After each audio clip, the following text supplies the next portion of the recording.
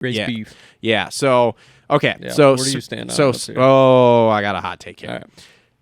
I'm putting it 95% on Smith. Here's why.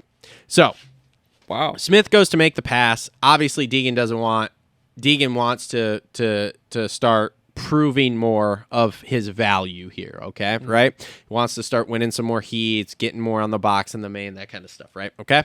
So, you have Smith comes up, passes him. They go into the switchbacks there. They're playing cat and mouse. Obviously, at this point here, if I'm Smith, a veteran rider, right? Okay, I'm on board with this. I already know where you're going. I'm 27 years old, okay? I'm battling with my teammate for first and second in the heat race. He is showing me he does not want to let me by. He's not holding me up. Great. As a veteran, cool kid, just take it. See ya. But Pass you in the whoops next lap. But what does Smith do? As the moron he is, and again, this isn't a personal thing. This is just like a dumb racing decision. I know, as Hunter said in the press conference, you guys are making split-second decisions. I understand. I ride. It's a split-second decision. But instead of just letting the kid go and win the race where he's not holding you up and you guys go 1-2 and we get into the main and cool, then we'll handle whatever we need to in the main, you go into the 90 before the double-double section there, and you watch that. Number one, Deegan was still ahead of him, and Smith is trying to run his front wheel into his goddamn foot peg. I don't really understand how he's going to make the double either. I don't either. And here's the thing. He's not just like going straight. Like Deegan's cutting. Dude, just check up. Let him go. Just check up and let him go. Pass him in the whoops next lap. Something. Just let him win the damn heat race. Who cares? If you guys go 1-2. Again, what are you winning? $5,000 for the heat race? Go up to him afterwards. Be like, yo, bro, just so you know, I let you have that. You owe me $2,000. Get in his head. Yeah, like get in his head. Just be like, yo, I let you have that. You're welcome for that heat race. Do something like that. But instead, what do you try to do? You try to show the kid, no, I'm the veteran. I'm going to, boom, put you on your ass. Guess what? How'd that work? Oh, you end up on your ass. And then what happens? Then you spiral right into Jordan Smith things. You then go around the next lap and you completely torpedo yourself. Yeah, torpedo yourself in the whoops. You then get up and you smack the manager's tower. What are we doing? Like, this is, you needed to pull your head out of your ass and use your veteran savvy because you've been racing for a lot of years now and let the kid go. And either if the opportunity's there, pass him. If not, you're fine. You got second in the heat. Big deal. Yeah, to me, man, watching that, there's got to be some underlying beef somewhere because Hayden looks back over the finish line, knows he's there, knows who it is. So obviously going into that corner after the whoops, I thought maybe he got checked up or something. He clearly stomped on the brakes and stopped. 100%. And that started it. Yep. So let's put some of the blame pie there. Then they go into the second corner. Instead of just doing a clean block pass and taking the line from Jordan Smith, he slams on the brakes and then dumps the clutch and tries to meet him at the exit. Dumb. Yep. Then they go into the next corner. Smith tries to check him up on the outside. He cuts under and just slams into the side of him. I don't really know why that was called for. There has to have been some kind of underlying beef there somewhere. You would have to think so. And I don't know what it is. I don't know if there's any truth to it. I saw on Twitter something about they've been riding him pretty hard at the farm during the week. Jordan and those guys have making some pretty hard passes on the hype man, which I could see.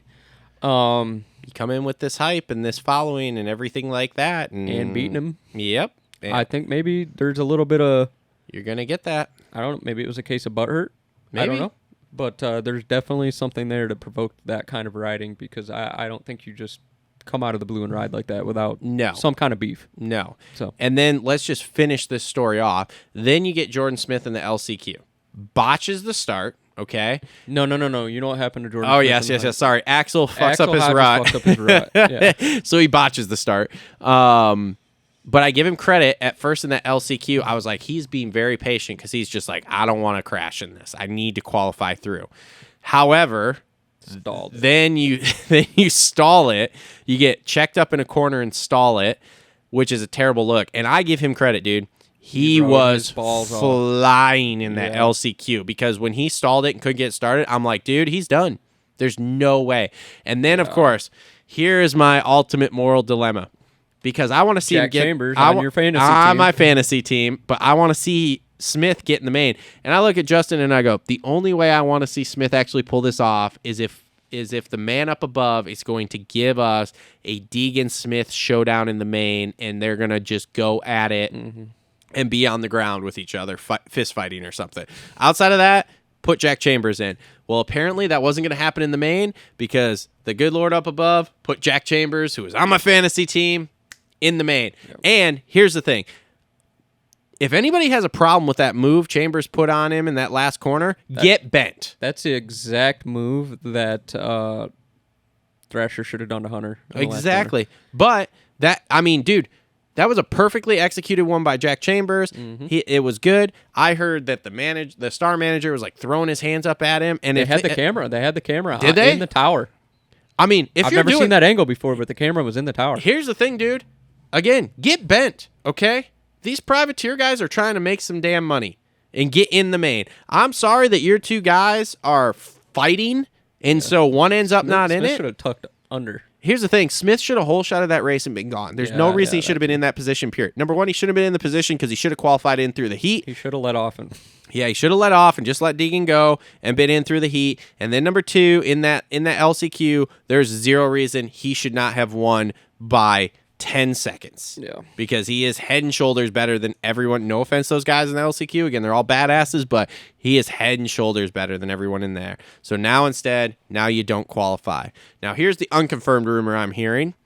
And I'm going to put this out there because I want to know if it's true, and I've tried figuring it out, but I don't know. I heard through the grapevine that there were fists flying in the star tent after that heat race. And it might not have been Hayden throwing fist with Smith. It might have been somebody else. I have tried to confirm this. It is unconfirmed. So if anybody out there in the industry has confirmation that there was an altercation in the star pit after the heat race, I would love to know. Here's the other thing that me and Justin were talking about last night after all of this went down. I have heard for years that at the amateur nationals, the Deegan clan has been known to cause some chaos at the amateur nationals for different stuff. I mean, look at Loretta's deal this year. Yeah. So my thing is that like in all the times I've been at the races around Hayden here since he's kind of started jumping onto the pro scene, I have never seen anything happen per se. Doesn't mean it hasn't, but I haven't. But I've said before, and I'll say it again. If there is that kind of stuff happening, it will not take long for it to bubble to the surface, and you can't hide in the pros because there's too many cameras and too many people around. Guess what? It'll come out. Yeah, but guess what? People are going to talk about it no matter what. Yeah. And on their platforms that they're on, talking shit's king. Yep. So here's the thing. Again, unconfirmed what happened if there was a scuffle between anyone at the star rig or an altercation after that heat. It's unconfirmed. We have not confirmed it. We've been trying. I've been sending out messages to everybody I know trying to get stuff. I have not heard anything yet. But again, last night, if there is an altercation between someone in the Deegan camp and someone in the Smith camp here, it's easy to hide it last night because it's Detroit, it's closed pits, there's not as many people.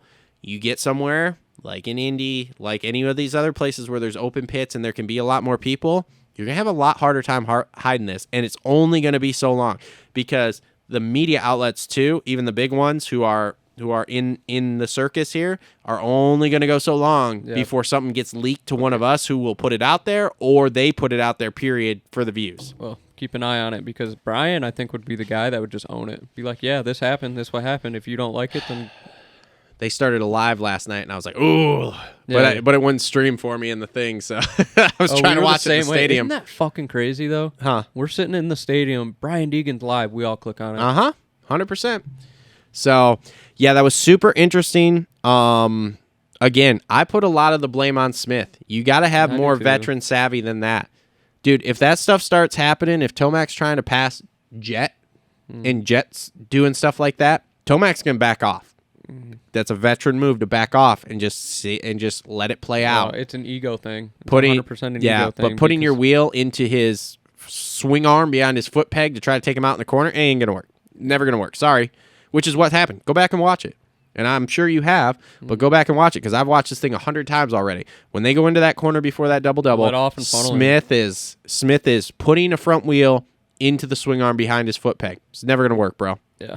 And that's Let why off he and went funnel down. in. Yep, and then it just spiraled from there. So, okay, back to the 250